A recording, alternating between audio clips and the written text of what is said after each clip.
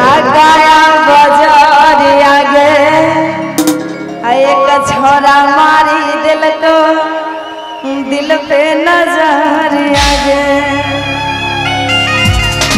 कि भीरी बोलल तो हमारा नहीं लगोगे हमारा हाथे में अपन नंबर धर लगोगे। आएगा झुमटा इसमें रंजित भैया कि पढ़े लागलियो मैया गाया बाजार आगे एक छोड़ा मारी दिल पे नजर आगे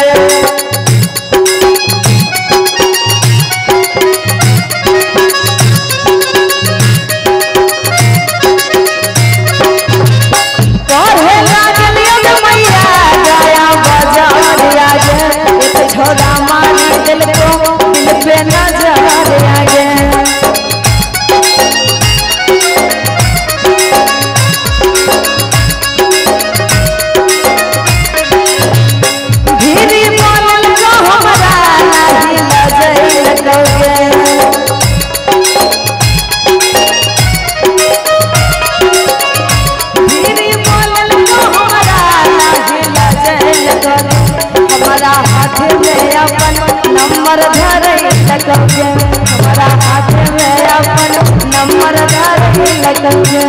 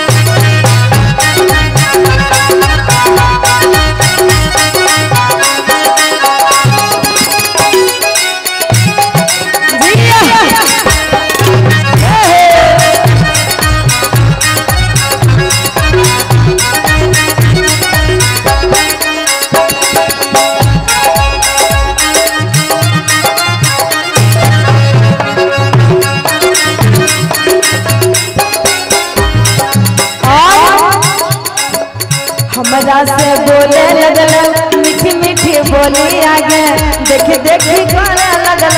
हंसी ठिठोली आगे